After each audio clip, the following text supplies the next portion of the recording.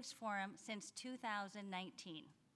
This year, there are 6 candidates running in the June 28th primaries in the Democratic, Conservative, and Republican parties. While all 6 candidates were invited to participate, only 2 are with us tonight. Our goal is to give the public an opportunity to see the candidates in person and hear directly from them about their qualifications and why voters should consider voting for them. For New York State Assembly, the candidates invited were Justin Chairs, running on the Democratic line, who is with us tonight, Angelo Santa Barbara, who is running on the Democratic and Conservative lines and did not respond to our invitation, Joe Mastriani, who is running on the Conservative and Republican lines, and Mike Arbidge, running on the Republican line, were both unable to attend. For Schenectady City Court Judge, we have Kate McGurl, who is with us tonight. The other candidate, Andrew Healy, originally accepted our invitation and then withdrew and provided the following statement.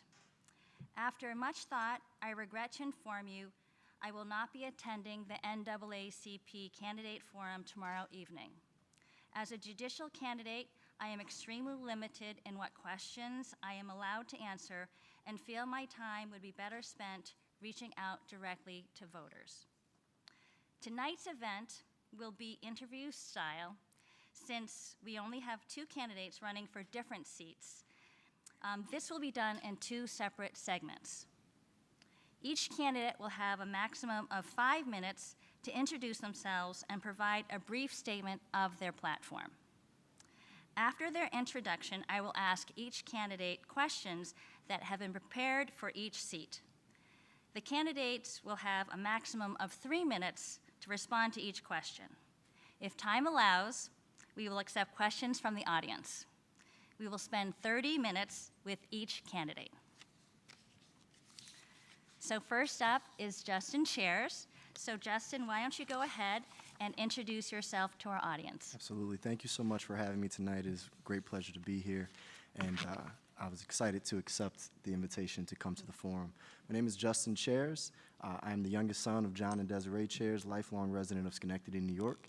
I'm an educator teaching general and special education K through 8. Was also the director of special education at Mahonison in Albany, working specifically with behavior and severes, which was a pleasure of mine. Also following in my mother's footsteps, who taught special education as well. I was vice president of NAACP, sitting on chairs public safety, sitting on the housing board, education committee, and also working severely and closely with the civilian review board as much as allowed per my time in Schenectady County system. So it's been, a long time that I've wanted to run and be a part of this. It's been a pleasure to talk to all of these citizens. For me, it started with education, and my platform is surrounded on a circular concept. Nothing is a singular issue. So when I'm coming from education and being an advocate for so many of my families in the area, here from Schenectady County all the way to Albany County, it has been my pleasure to, be the voice and resource for them. And knowing this and the work I've done, I want to be able to bring that same concept to the assembly seat, making sure that I'm accessible and fighting for their needs. Too often I've seen our families go without and not have anyone that they can reach out to or get back to them. This was the driving force behind me wanting to run to represent them. It is a great to do when I have so many families that are facing housing insecurities, food insecurities, when they don't know, what the education system holds for them or how it's going to look going forward. So as we continue to work on bringing accessible and affordable health care, child care, I want to make sure that no matter what I'm doing and where I'm at, that the community knows that they have a partner in me. I'm never, below or above them. I'm right on the level with them. I will always be accessible, so I'm excited to run for this New York State Assembly seat for the 111th District. Great, thank you, Justin. So we have a few areas of questions. The first topic is social justice. In light of the systemic racism that has plagued our country and every aspect of it, how do you envision making a change in the inequities that Black and brown people suffer, and how do you propose to do so without creating further division of all our citizens? For me, it's working with everyone and making sure that we all understand what we are facing. As we look at the inequities that we face across the board, it's about bringing a firm set of equality into business ownership, home ownership, and getting programs in place that allow us to eliminate sets of generational trauma that we've constantly seen in housing, that we've seen in job opportunities when businesses don't allow on-job training based on, educational sets. These are things that we can work with our locals with and our local businesses as well to increase opportunities for our families. Seeing it for what it is and where it stands now and making sure we're calling it what it is and, calling it out by name. Attacking these issues head on regularly, not allowing it to slide through the cracks as it has been. And I mean that for everything. As we see, we have a new superintendent here that is working to try to bring community buildings. This is in our education system, making sure we're delivering a high quality and equitable education for all students to reach every plane. Every student doesn't learn the same way. For healthcare, making sure that it's accessible. We have no safety nets here other than Saratoga Hospital. So if you don't have insurance, this is a problem. These are things that we face right now here. This is not something we're talking about in the past. It's 2022, and that is our only one in the upstate that we have is Saratoga Hospital that's accessible to be a safety net. So these are things that we can focus on right now when we talk about inequity and social injustices inside of our community. Okay, thank you. There are many issues facing our country, including the pandemic, systemic racism, failing schools to our Black and brown students, economic recovery efforts, and increasing hate crime rates.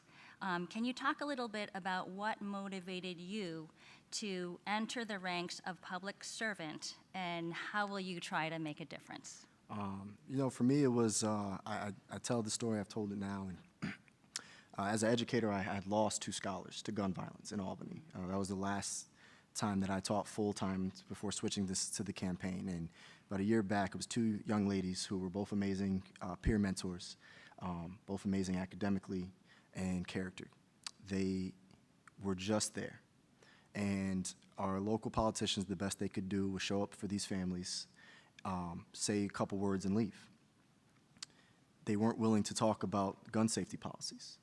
They weren't willing to talk about programs that would keep our children safe and after school, as we see some of our, the Conservative Party wants to end certain things like after school programs. This is on their platform. This is not hearsay. This is what they stand behind. When you talk about ending certain programs, when you talk about not funding forward our communities, you're perpetuating the cycle that we're seeing. So for me, it was about being the voice for those 2 young ladies and every other family that has ever had to lose. We recently just had a tragedy in Uvalde, which we did a vigil here in Schenectady about, and then I was at March for Our Lives with NAACP, and it was a blessing for me to be able to talk to these other teachers that feel the exact same way as they thank me for running, because they feel too often they go unheard by those that the union may choose or whatever it may be, and they don't have electeds that fully understand what's happening every single day. For me, I'm coming just as a community member, and I promise to be a public servant no matter what happens. I'm not a good politician. I say that often because it's true. I will never be a good politician, but I will constantly be an advocate, and I will every day work my tail off to remain a public servant for the community, each community, Schenectady County, Montgomery County. Okay, thank you. The next question is about accountability. Should you be elected to the New York State Assembly, how will you try to influence your colleagues to rectify the perils of systemic racism? And how will you prioritize your decision-making in regards to serving your community and constituents versus the status quo? So I don't owe anyone, luckily enough. I am not a politician, as I just said, so the only person I answer to is the people. I only answer to those in this community that are here for me. Even if they didn't vote for me, those are the boss for me. Working with my colleagues, I want to make sure they understand that I am not part of the system that they've known, and nor do I want to be. I'm not there for them. I'm there for our communities as a whole. Working with our local officials, and I've made it a point, for the last couple years, even before I got into the race and wanted to be an elected official, to make sure that I was constantly working with all of our locals, whether it's the city council, the executive board in Montgomery County, the town board for Rotterdam. I made sure to be at all of these meetings, and to my best as, even door knocking, I've made sure to try to stop on Mondays and Tuesdays so I know what's happening regularly, and making sure that I'm always accessible so that the community can hold me accountable. We've had an open door policy since we've had our office down on J Street, and I leave my door open purposely. I've had people come yell at me, and I say, that's okay, let me start my tea water so I can accept this yelling that you're about to give me. I want them to feel comfortable enough that their voice is going to be heard. And when I make my decisions, it's about making sure that it's for the betterment of our community as a whole. It's about the growth of this community, doing what's best for everyone to have the opportunity, and making sure that I'm clear and articulating myself to people about why I made my decision and standing behind what I decided. And if I'm wrong, it's about admitting that I was wrong in a decision I made and helping people understand what happened. This is not about shadow games. It's about being a true public servant and representative of the people. Great. Okay, thank you for that. The next area is regarding housing and neighborhood development. What are your plans or visions for improving affordable housing programs for both renters and new homeowners, especially in light of the growing homeless population? Please explain an example of your vision. Absolutely. Our city council has worked extremely hard in getting new affordable housing in here and trying to create a more accessible program to allow affordable housing, new entrants as we face a growing homeless population. My vision for it is about using the system we have in place, but creating a phased program that allows people to, one, be able to gain past the minimal threshold that would endanger them of losing their housing if they're on assistance programs. This is for renters, of course, and begin to move their way into home ownership. Too many families fear that if they make too much money, they may lose their housing, and if you have children, and even if you don't, the fear of losing housing is a very real thing.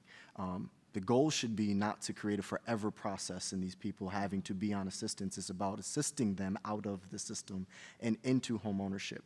I'm a big believer if we can create more homeowners, you create a better community. People have a stake in the community and they want to be here. They have a reason to stay here. As we look at, for first-time homeowners, we know we have FHA programs that's there, but we want to make sure that there's also financial assistance programs so people understand the tax process that comes with being a new homeowner. I want people to buy their homes and not fear of losing it because they understand the full process, why escrow is important. And these are programs that we actually can put into the budget, that we can create through the state lining to allow for people to learn and make it accessible to people. Having it at the public library and not the DSA building, right? Having it places that people can get to, bringing it right to their doorsteps. You can lead the horse to water, but you can't make it drink, but I want to put as much water in front of this horse as possible. I want people to have the opportunity to drink if they are thirsty. I want them to have that housing. If you want to be a renter forever, that's fine too, but I want you to know you have the opportunity to become that homeowner. And more often than not, we see people that want to be homeowners. So as I talked about my phasing program, as we talked about more assistance in understanding financial growth and the crediting that we can do as well, as we just seen a 2-star program happen for some of our elderly that allows them to be subsided from school taxes, right? These are things that we can look into for new homeowners to help them subside that income as they begin to build themselves. So it's never a one-stop-all. We have a lot of work to do to improve our housing across the board. Okay, great, thank you. So let's see. We have time for some more topics. There's 3 highly controversial topics that we wanted to just share with you and get your response. Voting rights, repealing Roe versus Wade, and gun safety laws. So would you like to share your position on these 3 areas? Absolutely. Where do you want to start? Well, your choice. Voting rights, We'll repealing. start right there. Okay. We'll do voting rights right there. I was the vice president still of NAACP, so I don't stand behind any voter suppression in any way whatsoever.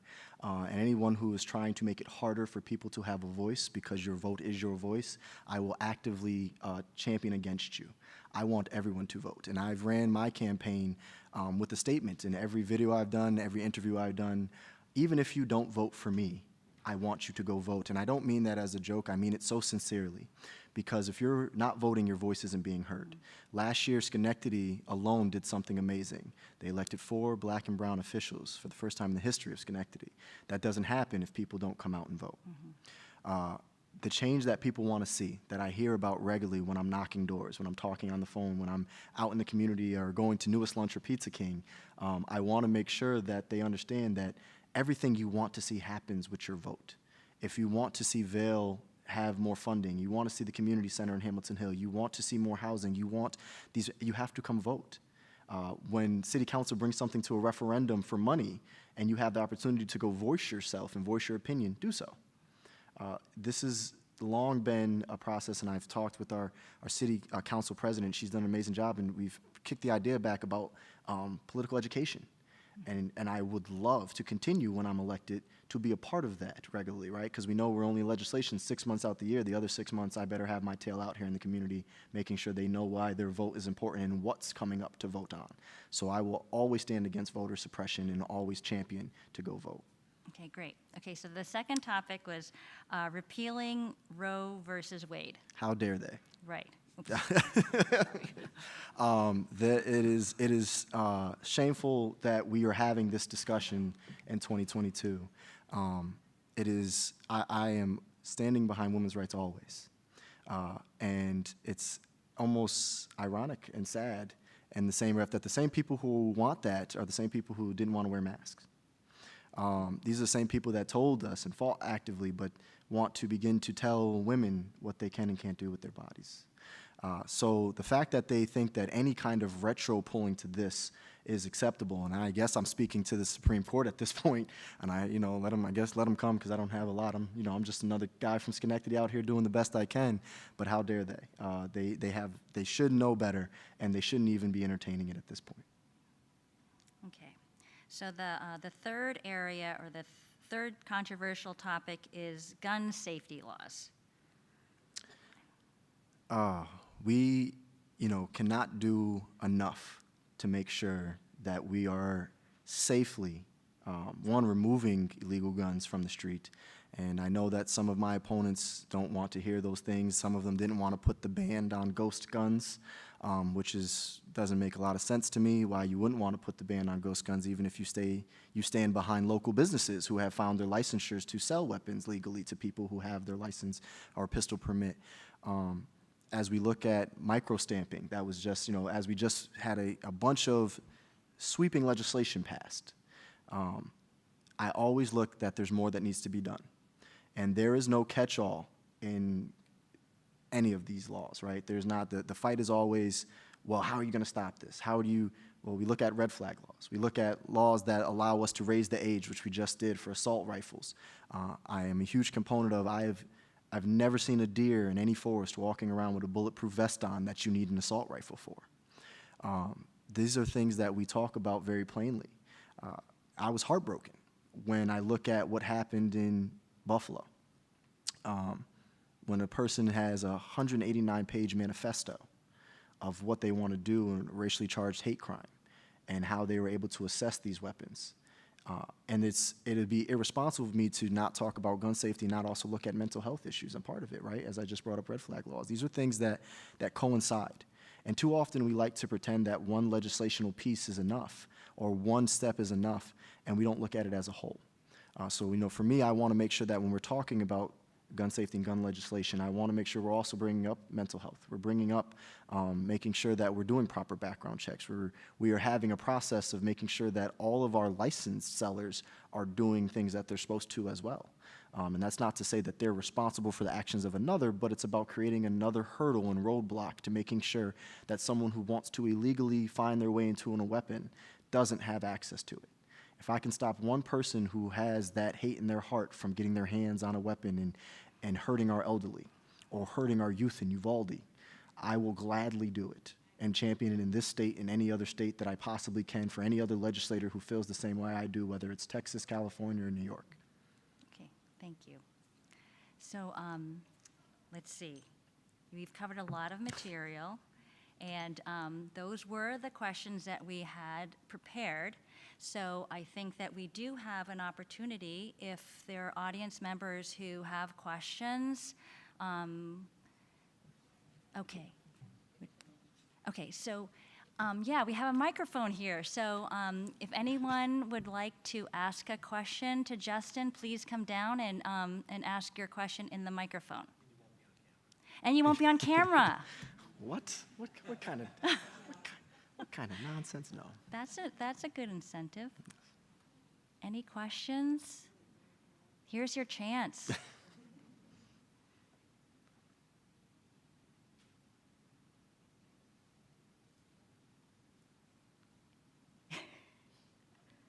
Okay. Okay. Well, now it's time, Justin, you have 4 minutes to make a closing statement. Oh, man, I was excited. I thought someone was going to come grill me. I was ready. I was like, who's in the audience? I can't see because of the lights. No. You know, I do want to say thank you again for the NAACP putting this forum on.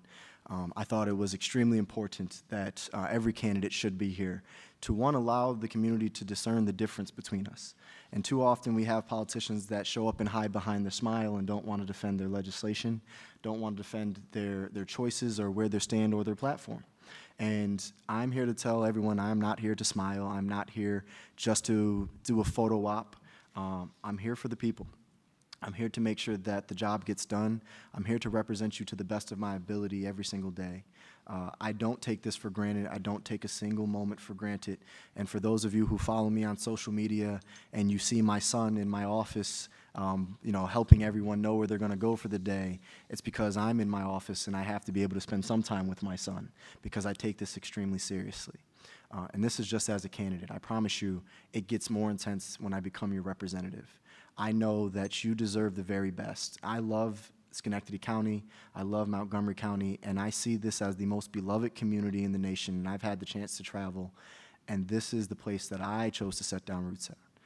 I came home because that this place deserves everything possible, and every citizen and every community member deserves the opportunity to have the very best, to lay their head down at night in a home that they consider theirs, to have food in their belly and not worry about where the next meal is coming from, to know that there is a health process out here that's not going to bankrupt you if you have to take a sick child to the hospital in the middle of the night. These are things that people deal with when we talk about child care. Even $1,200 a month and $900 in child care, a lot of people can't afford. These are things that we have to do when it talks about sustainable jobs and bringing clean jobs to the area. I don't take any of it lightly, and I promise you I will continue to work every single day. No matter what happens in this election, I will continue to work every single day to bring it forward. I'm not going away. I'm never going behind the scenes again. You have me. I'm here for a resource for every single one of you, and I appreciate all of you. I look forward to seeing you out in the streets, and if you see me out there, please say hello. Please talk to me and my team, and let me know what's going on. Great. And definitely go vote. June 28th, Tuesday, is the primary election day. Make sure you go vote if you haven't voted in the early voting set that ends on Sunday. June 28th is our primary day. Make sure you go vote, and even if you don't go vote for me, just go vote. But I would love for you to vote for me. Thank you so much, Justin. Thank you.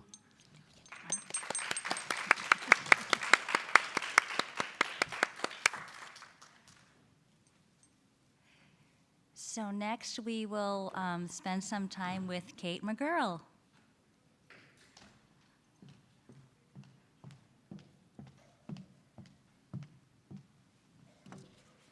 So Kate, we'll do the same similar format that we did with Justin. So why don't you take 5 minutes to introduce yourself and provide a brief statement of your platform. Sure. So just for the point of clarification, as a judicial candidate, I'm not allowed to have a platform.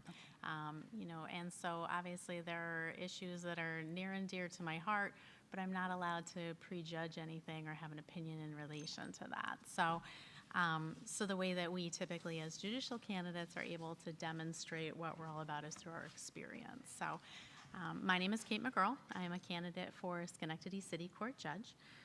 I am a 1999 graduate of Beloit College. I am a 2004 graduate of Albany Law School. I'm a former legal aid attorney. When Justin was discussing, you know, issues related to housing and homelessness, that's near and dear to my heart. I started as the staff attorney for homelessness in Albany and Schenectady counties in 2005. And I was in that position for a number of years. I did on-site intake at the Schenectady City Mission. I had office hours at both SCAP and Bethesda House when it used to be downtown, particularly on Hygiene Day, because it was a better way to reach clients and to make things convenient for them to meet with me as a legal services provider. The focus of my work was in relation to housing and income for low-income individuals here in our community and in Albany County. When I left that position, I worked as the Assistant Corporation Counsel for the City of Schenectady. So in that role, I wrote the vacant property registry that we still use here in the city to this day, in an effort to get a handle on the issues that the city was facing in relation to these vacant and abandoned properties. So some of my former clients, maybe were living in the properties. You had, the housing bubble had burst. There was a large amount of foreclosure. Banks had walked away from properties, and then residents in the city are living next to these houses that are unkept. You have all variety of different issues. For those of you that are familiar with the broken window theory, that it increases crime in certain areas when you have one single broken window. And so that was a big focus of my work at that time. I worked in other neighborhoods, meeting with associations, addressing needs of the neighborhoods as it related to not just legislation, but also, the city code, local laws, municipal home rule, et cetera. After I worked for the city of Schenectady in 2012, I became the town attorney for the town of Rotterdam, where I worked for 10 years. I did planning, zoning, and then all things related to municipal law, taxation, prosecution in relation to their code cases, working with all, departments, assessment, the police department, handling all forms of litigation in both that job, my job as the Assistant Corporation Counsel, and as a legal aid attorney. I've prepped, for hundreds of cases for trial related to all of those issues: healthcare, labor, and employment matters. And then when my time in the town of Rotterdam came to an end, I became a court attorney in the unified court system. So I actually work every single day in a city court. I am the associate court attorney of a trial part in a city court. So I provide legal services now to 2 judges. I assist them with drafting of their opinions, their legal research. I review every single document that the court takes in before the judges sign off on it. And so it requires me to know the law in the court that I'm asking to be elected to. So typical things that we would see are vehicle and traffic, DWI, obviously, in that form of criminal proceeding, all issues related to suppression hearings as well as evidence introduction at trial, housing court, so landlord-tenant matters, commercial matters, credit matters, small claims, commercial credit claims, and also arbitration and the settlement and negotiation of cases. I'm running for this office because I believe in the judiciary. I believe that fairness matters. I believe that being a part of your community in an active way matters. And so through my experience, I've been able to be a part of this community for many years. My mom moved to the area. I'm a friend of the library. I coach my kids' soccer. My kids attend public school here in the city of Schenectady. And I believe that through this richer experience of being really embedded in my community, I think I understand from all of these jobs that I've had up until my current role that I have the ability to serve the residents in a very effective way as their judge, being fair, impartial, but also empathetic and understanding. Okay, great, thank you. So Kate, as a judicial candidate, we know that you're limited in what questions I am allowed to ask. So you can ask anything, and if I can't answer it, I'll let you know. Then you'll just tell me, right? Let's see. Can you tell us more about your legal accomplishments, your education? I know you touched on some of this, so I don't know if I'm asking the question again, then you can say you already answered this. Your educational and professional experience that would provide a good basis for voters to evaluate you. Sure. So I'm a first-generation college student. I grew up in poverty. I was food insecure. We lost our house when I was a teenager. And so when I went to college, it was beyond what was ever expected of me at that point. My mom always taught us that education was the key to literally anything that we wanted to do. But I, as a child, never understood that that wasn't an avenue that was open really to someone like me, because my mom was the president of the PTA. She was our Girl Scout troop leader. We had a long history of public service in my family. My grandfather was an Army veteran. But prior to or after being enlisted in World War II, he was the town clerk, receiver of taxes, justice of the peace in his town. So when he was deployed to Korea, his municipality lost this person, and his father was a deputy fire chief for a fire department, and my uncle was a police officer who was a graduate of the FBI training academy, and when he retired, ran a police academy because he believed in doing things the right way. And so, that was my foundation, of which then I sort of went out into the world not knowing that, this was unusual for someone like me to be able to go to college. I graduated from with honors, with an Asian history degree and a political science degree from Beloit College. I wanted to be an immigration lawyer. I believed in, pathways to come to this country, and that people who didn't have a voice needed a voice in that way. When I entered law school, 3 weeks later, 9/11 occurred, and so the entire statutory scheme of how people emigrate to the United States changed, and I switched direction and focus at that point because, it wasn't going to be possible to do what I had originally wanted to do at that point.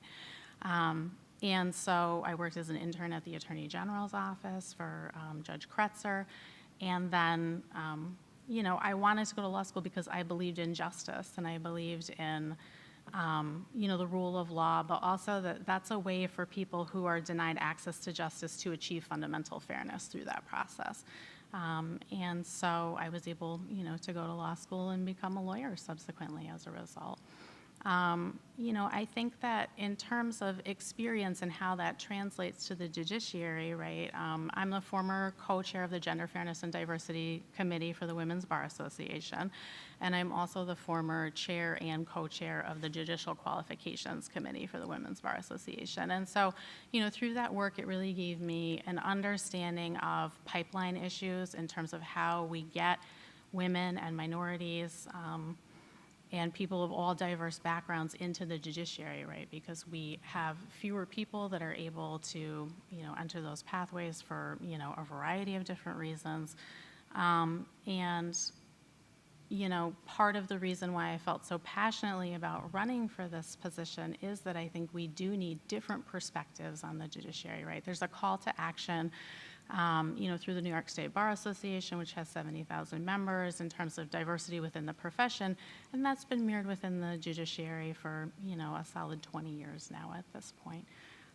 And so I think that through all of these experiences, I think it gives me, a strong foundation and a good understanding of, what it is that we're there to do at the city court level.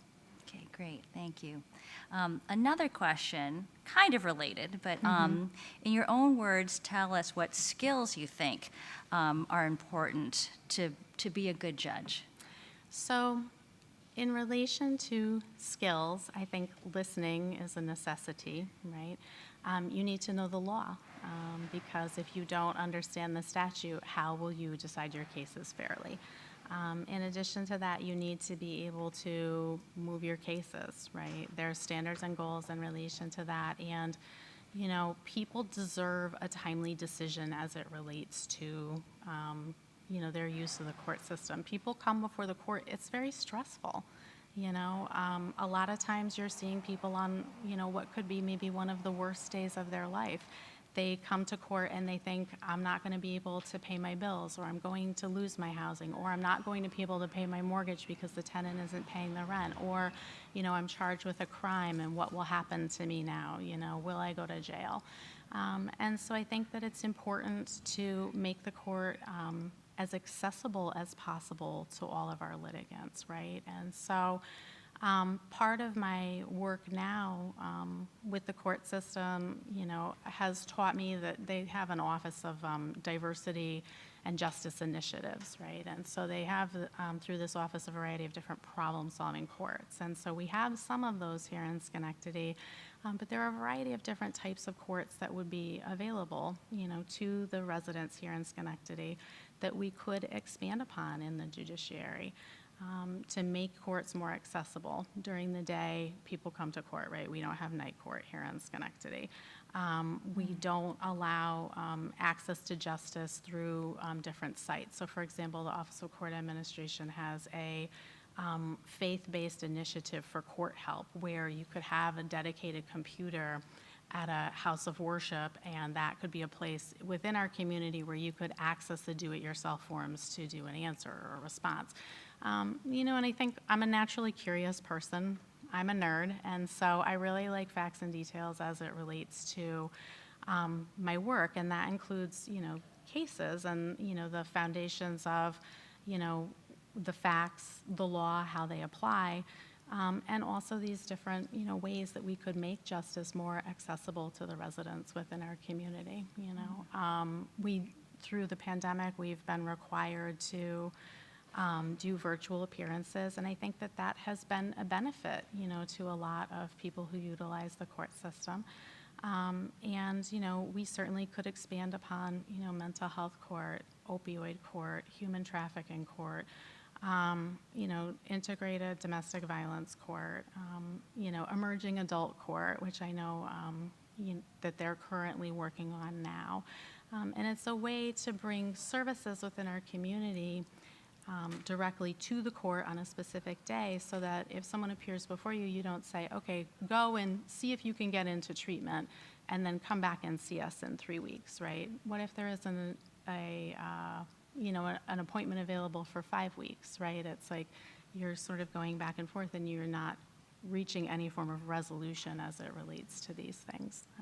So I think that, you know, by utilizing these different types of skills through listening, empathy, you know, your knowledge of the law and your ability to apply it and be fair and impartial, I think that, you know, this would be a good way to utilize all of those skills. Okay, great, thank you.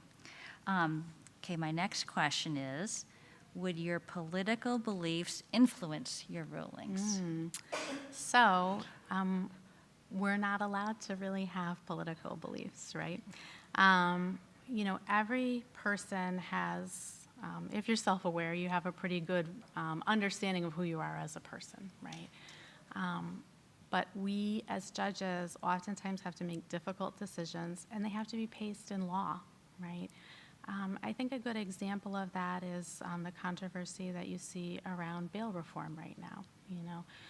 The existing law, and before the reforms, the law was never meant to address recidivism, and it did not allow for leeway from the judicial standpoint to anticipate future crime. However, some judges did use it for that purpose, or the public thought that they did. And so our job is to look at the laws that are passed, right? So whether that's an executive order by the governor under the executive law, or from the New York State legislature or the federal government. And we have to look at the statute and subsequently apply the law, you know. That being said, I think that who we are as people always affects the way that we view the world, right? That's why there's such a push within the profession for diversity of opinion and diversity of not just the profession but the judiciary as well, right? I mean, these are well-studied areas about how does empathy affect sentencing? How does empathy affect the way that you may view a case as it relates to child custody? How does being a mother affect the way that you see someone who appears before you if they're a child that's struggling? How does being a woman affect you if you're looking at someone in front of you who has a particular issue related to potentially domestic violence, right? We bring all of who we are to the table. It's our job as judges to use both checks and balances in relation to that, but always first to look at the statute, to be fair and impartial, and to administer justice in that way, you know. I think that's why having a broad range of experience really helps, right? Because you've seen both sides, right? I've been a civil legal defender. I've been an attorney for the city and the town. Now I work in a court.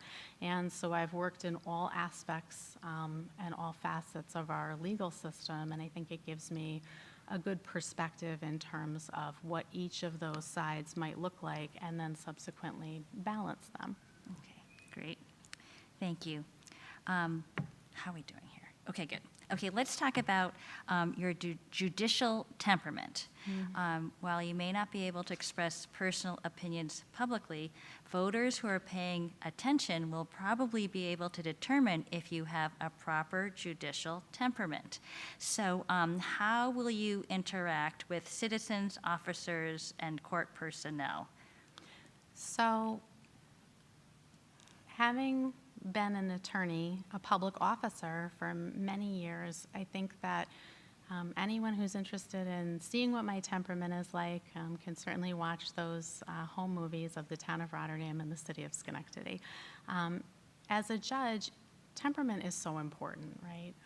Because how you treat people matters, and judges are removed for temperament all the time, right?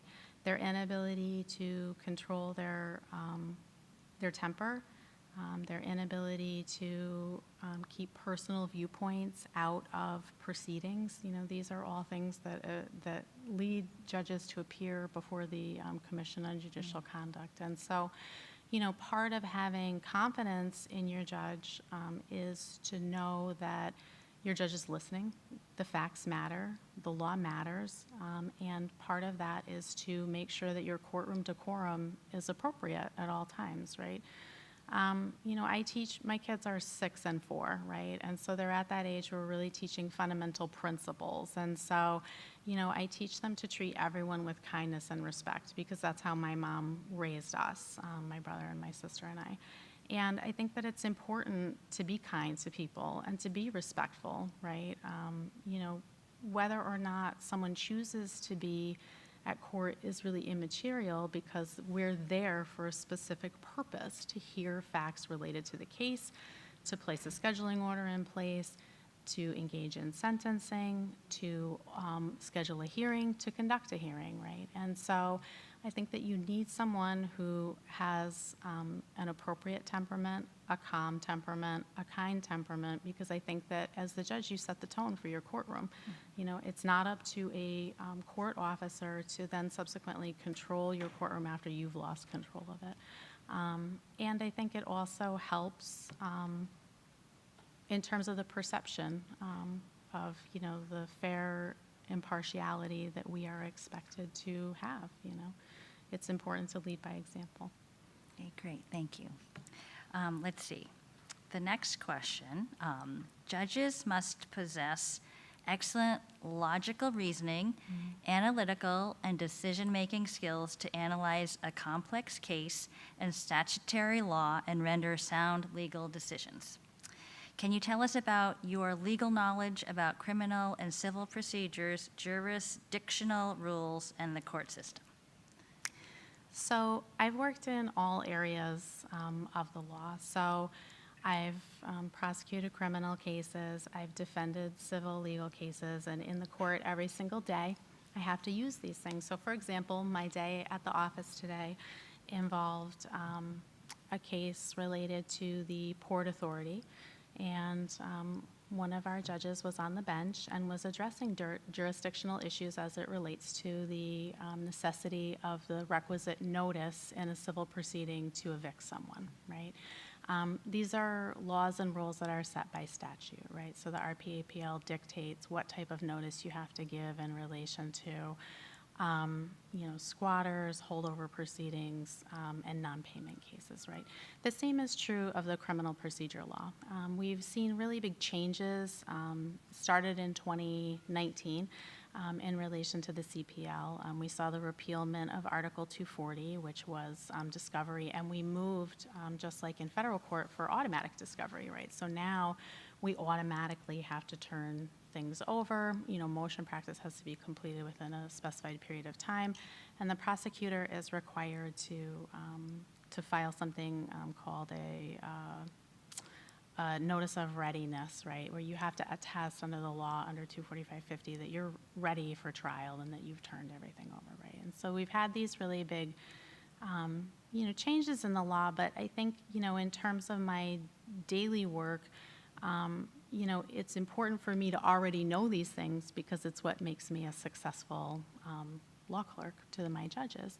I think that in terms of the public's perception of, knowledge and skills, I think that, how it is that we litigate cases tells people a lot about us. I think that, always being fair and upfront is important. I think that procedural issues are the foundation of justice, right? Because if you have engaged in your statutory prerequisites in an effort to subsequently bring your case, whether you're a petitioner or a prosecutor, then the defendant or the respondent has the ability to then come and say, okay, these are what my defenses are. It works the way that it's supposed to. Intentional violations or, negligent violations of people's rights is never a good thing, And so in terms of the application of that knowledge, I certainly have a strong background in all of those things. You have to have knowledge and confidence in, your use of those statutes as you do your trials and you prepare your cases as well. And so I think that, experience really does matter as it relates to this. Oh, okay. I've exceeded the allotted time to answer that question, sorry. Should we keep going? Oh, we didn't know if that was for us. Yeah, that was for us. Okay. Okay, here's another question regarding community involvement. Sure. How have you participated in community activities or pro bono work as an attorney? Pro bono work is so important, right? Because there's a requirement, for our license, our professional license, they want us to be active in terms of pro bono. Whenever I can provide pro bono legal advice or legal assistance or representation through the course of time, I have. Here in the city, something that people might recognize as my pro bono work is the incorporation of Friends of the Greenhouse. So I provided free legal services to assist them with writing their bylaws and then also the creation of their not-for-profit. So all of the things that take place at Friends of the Greenhouse is through an incorporated 501c3 that I assisted their organization with, I appear as attorney for the day sometimes in Albany City Court as well as Schenectady City Court. I did have a conversation with Lillian Moy, who's the Executive Director of Legal Aid, of restarting that. So, there are different ways that we can remain involved in relation to that. Obviously, I do have 2 young children, and so, part of my community involvement obviously flows through their activities, so whether it's coaching sports or encouraging them to do park cleanup or just volunteering within our community in general, I think it's important, again, to lead by example for them, and to kind of teach them that, that our lives are richer when we're engaged in our community. I volunteer at the library because obviously, books are amazing. And it's, I read the encyclopedia as a kid. No surprise to anyone that knows me. My mom worked really hard to save for those. And, I think that, to have access to books and to have access to different ideas, whether it's fiction or nonfiction, is just really a gift, and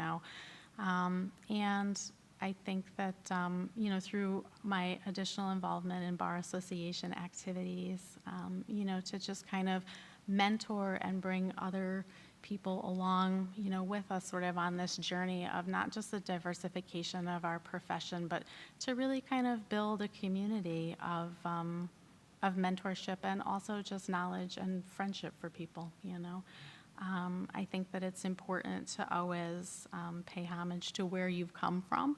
And I think that by being a part of this community, it's really been a gift to me. I've been practicing law here since 2005, and I kind of thought, how's the best way to really describe that to voters, right? So if you have a child that's graduating high school this year, when you had that baby was when I started providing legal services in the city of Schenectady, and so I've been here a long time.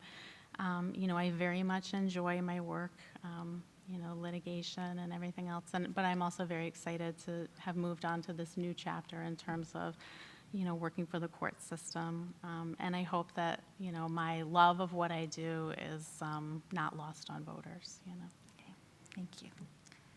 So, let's see. I know we have a 4-minute statement. Should we ask, do we have time for questions? Okay. Okay, here's your opportunity to ask Kate a question.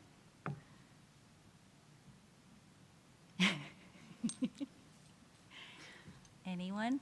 Anyone? Okay. I have a lot of nerdy stuff I could talk to you guys about. Please, by all means. Okay, I think that we will move on to your closing statement. Sure. So again, my name is Kate McGurl. I'm a candidate for Schenectady City Court Judge. I'm a former legal aid attorney. I'm a former attorney for the city of Schenectady here, doing work in neighborhoods. I'm a former town attorney for the town of Rotterdam, providing legal services there as well. And I'm an attorney in a city court where I work every single day on the types of cases that I am asking the voters here and the residents to allow me to continue that work. I believe in our community. I believe in social justice. I believe in diversity, not just within the judiciary, but in all aspects. You know, I think it's very important to include all voices in our discussion, you know, in relation to legal issues. You know, obviously, Justin talked a lot about, you know, statutes and, you know, the creation of those statutes and sort of how we get here. And I think, you know, the judiciary is an important third branch of government, right? We are the check and balance when, you know, the executive or the legislature either, you know, needs a little further explanation or in the alternative needs a check or balance, you know. And I think it's important to have someone in that position that has the most experience possible, you know, that is well-rounded and has the temperament and the skill set to be really good at that job, you know. I think about, you know, where other city court judges that have been city court judges in the past are now, right? And so it's wonderful work. Like, I enjoy my work every single day because you really do make a difference in people's lives as it relates to these issues that come before city court. And it's, you know, where people are most likely to have, you know, contact with our court system, whether it's a parking ticket, you know, a commercial claim. If you've been cheated, if somebody took your money, you know, and didn't perform work on your house, like, you're going to come to see us there. You know, up to $15,000 is our statutory limit. And so, you know, I think that it's, there's a raccoon in here, just kidding. I think it's important to really understand not just what our court does, but to make it user-friendly and to really just, you know, utilize whatever aspect of our community-based partnerships that we can make through existing programs that the court system offers. And I really think that we have a really, you know, valuable opportunity post-COVID as we move into the endemic to really expand upon some of these ways that people access justice and that people feel a confidence in our judiciary and in our court system, right? Because our court system only works, the judiciary only works if you believe in what it is that that we're doing, right? And if we're fair, are we impartial? You know, do we listen to you? Do you think that we got it right, even if you don't agree with the outcome? Did we apply the law, you know? And so that's why I'm asking for people's vote, you know. Early voting started last Saturday at the library. There's a variety of different hours, and it ends this coming Sunday, and then primary day is June 28th. So I would really just encourage everyone to get out and vote. And, you know, in the immortal words of Judge Clark, please don't forget to vote down ballot, you know, because there are, you know, other local offices aside from just the governor and the lieutenant governor that really do make a difference and touch our lives and our communities here in Schenectady. And I think that, you know, this is an opportunity for voters to be heard and for them to elect the person that they think would be best at this job. Great. Thank you, Kate. Thank you.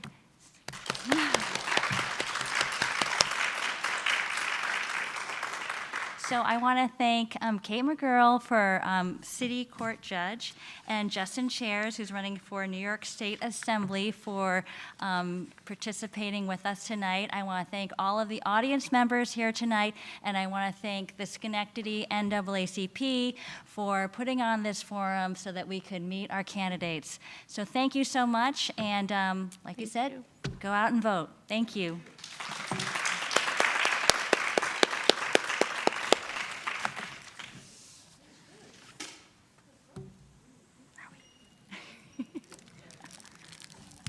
That mint was calling my name. Are we good? Thank you so much for moderating. Oh my gosh. You made this very easy, like very conversational. I loved it. Well, it was my first time, so thank you. Oh, really? You're an